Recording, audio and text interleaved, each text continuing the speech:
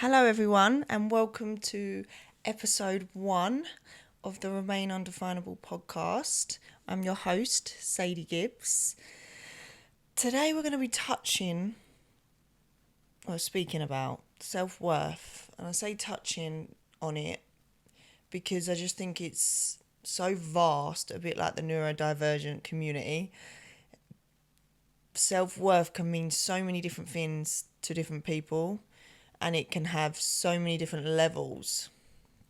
And by that, I mean, just when you think you've got self-worth in one area, there's a whole depth of another area that needs work that is causing you to self-sabotage, self-destruct. For me, the self-destructive and the self-sabotaging patterns were a massive part of the low self-esteem that I did have. And when I think about my life, when I go back, how I masked, because no one would have ever known my self-esteem was low, or my self-worth was extremely low. I mean, people probably did because I was a terrible people pleaser.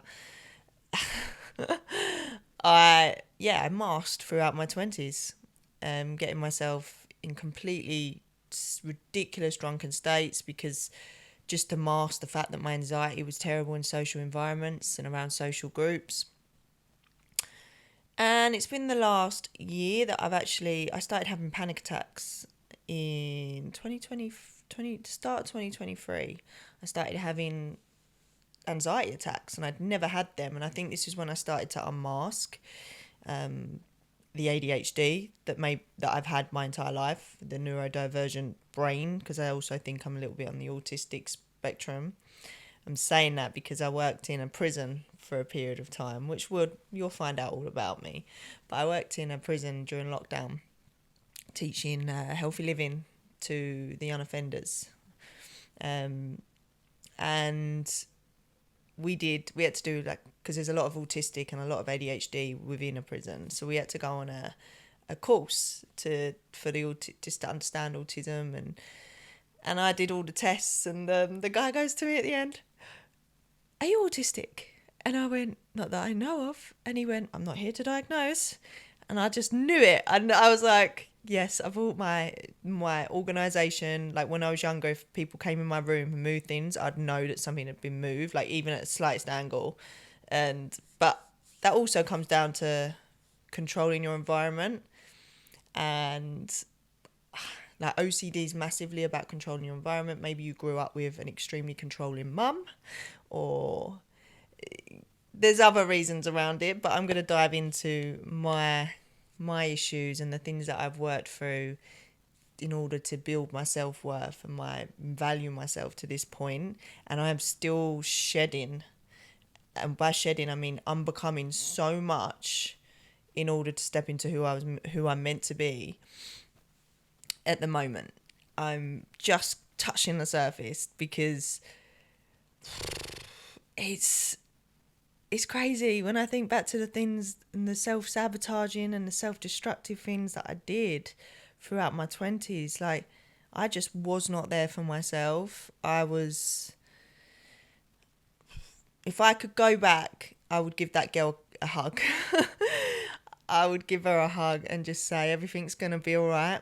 I get emotional. Everything's going to say, and another reason I'm starting this podcast is speaking.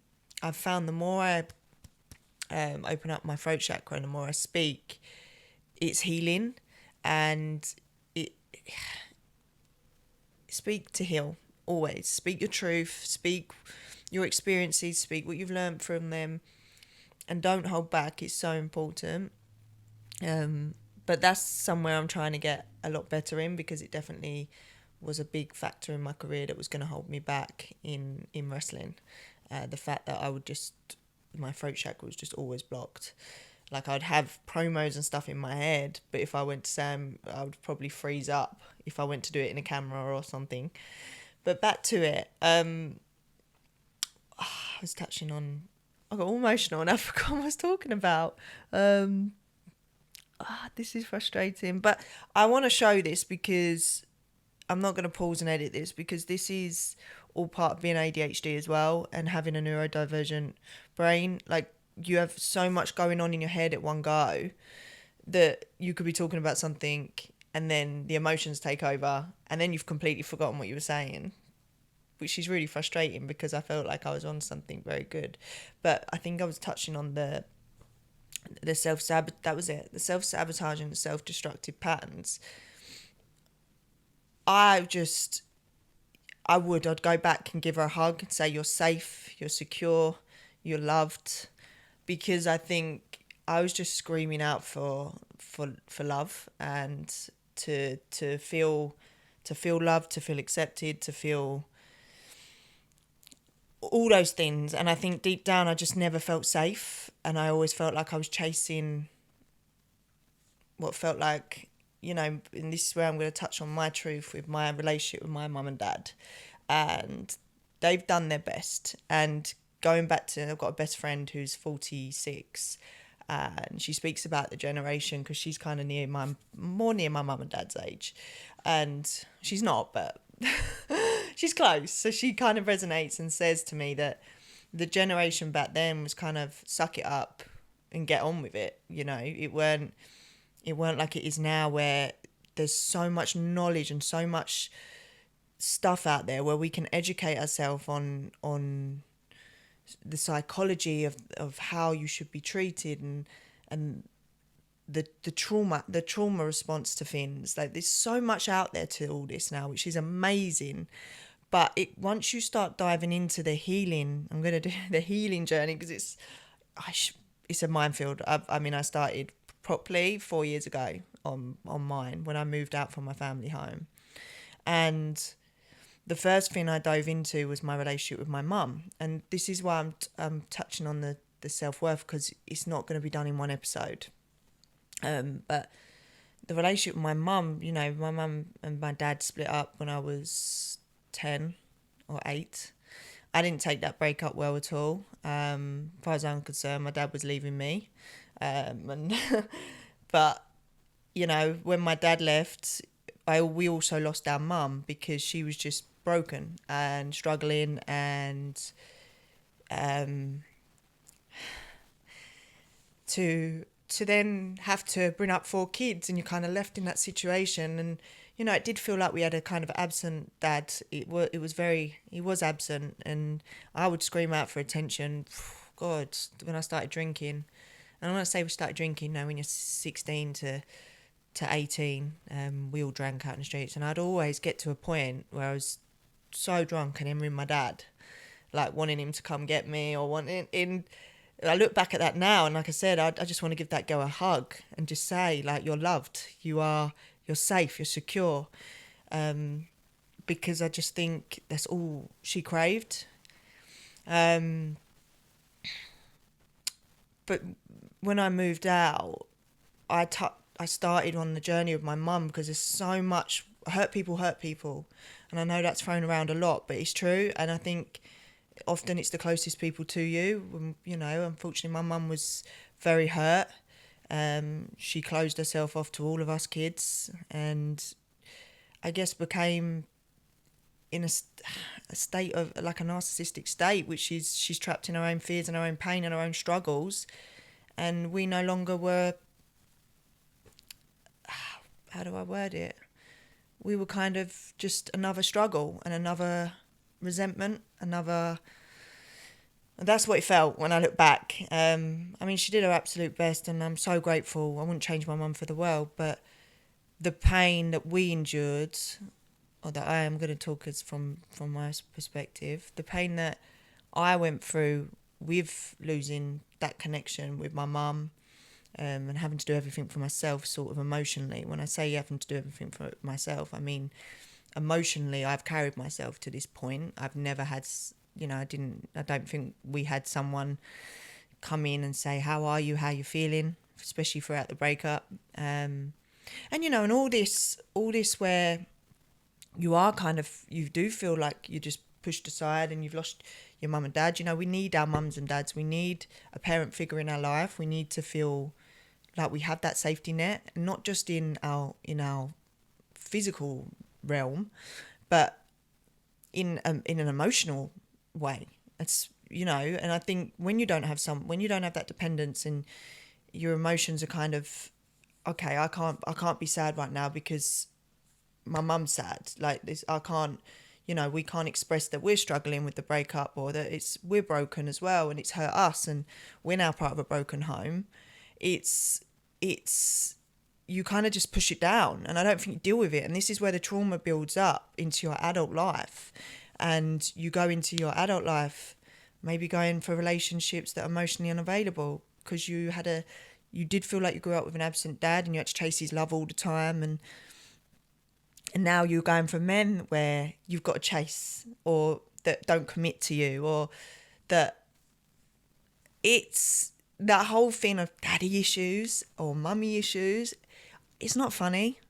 I really don't think it's funny, and it's not a comment that should be thrown out, because people do have generally had traumatic experiences growing up, and by that I mean they've gone through a lot through being brought up in a broken home, and it has gone into their adult relationships because they haven't taken the time or had the time to take the time to heal.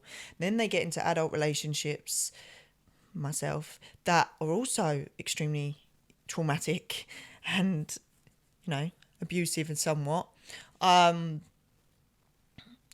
that cycle continues, and that's where your self-worth and your self-esteem is just chipped away at.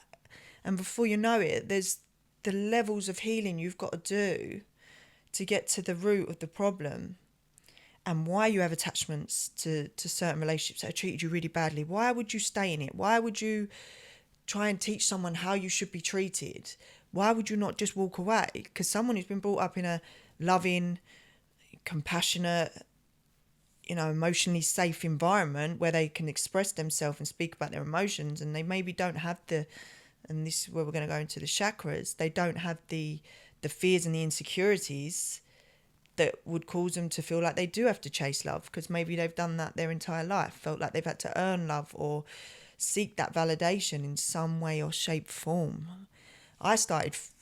When my mum and dad split, I started fighting. So I started getting in fights at school, and I just started being short-tempered and quick to anger. And I guess how I dealt with my pain was fighting and anger. And, I'd punch walls, I would kick my door, our house was full of holes.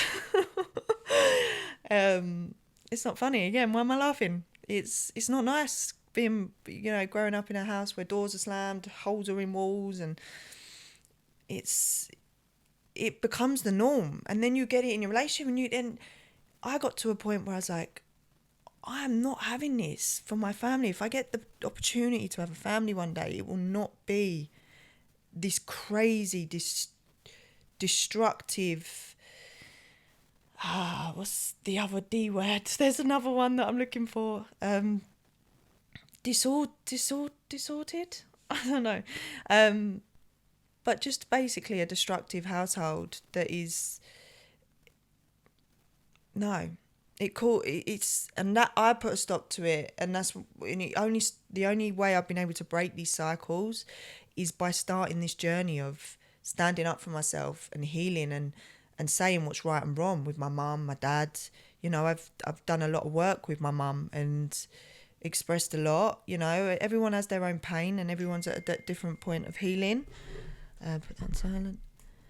But self-worth, and I say it's thrown around so much, and I am just touching on it in this episode because I just wanted to start with where the journey's really come from, with me diving into my healing, my spirituality, which, if I'm honest, there's a song which says the only love she's known is God's love from a young age, and it just hits the spot. And when I say God's love, it's the source, the energy, like the universe. When you're out on a run and you see that sunset, and it just fills you up, that kind of love.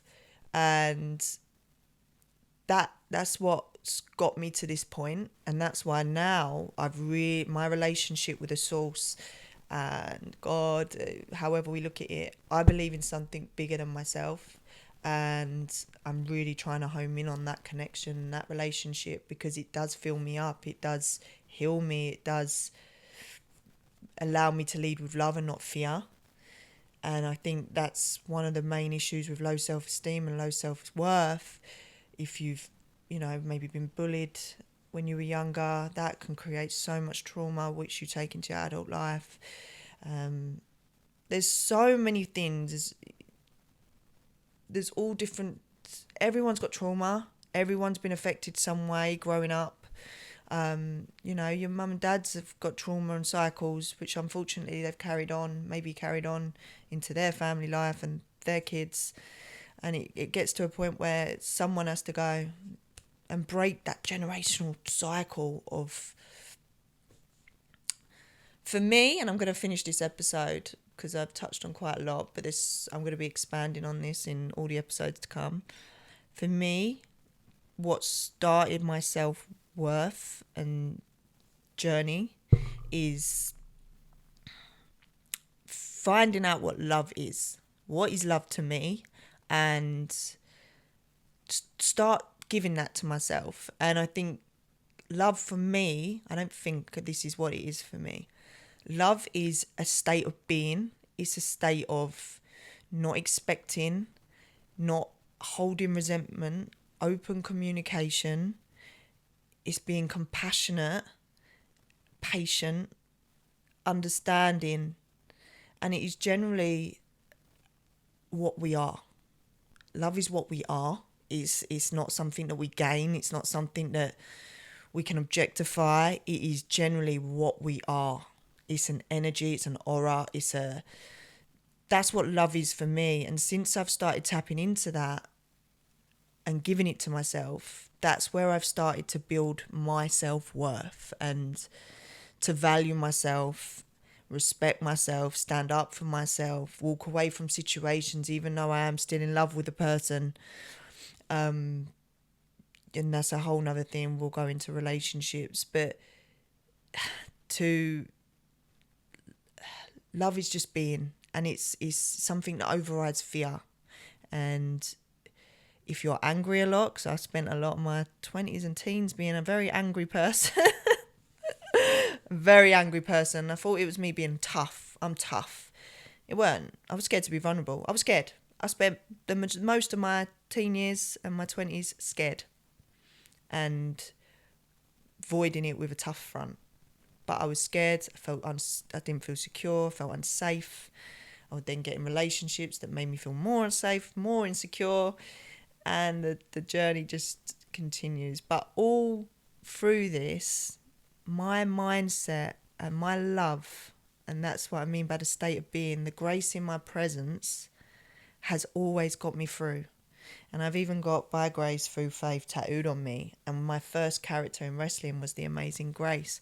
And I swear now I know why I named myself the Amazing Grace, because I found love again in that journey. And I had a breakthrough from all of what I was going through. And wrestling became that for me. And yeah, it's grace is when you move through love and you push aside. The past doesn't hold you back. It doesn't define you. You are led through your passions, your purpose, and just love. But thank you for listening, guys. That's the end of episode 1, touching on self-worth. So we're going to be doing there's probably going to be a few more episodes on self-worth, but this is episode 1 of self-worth. Episode 1, part 1 of self-worth. And yeah, there's so much to tap into. But thank you for listening, and I hope to see you in part 2.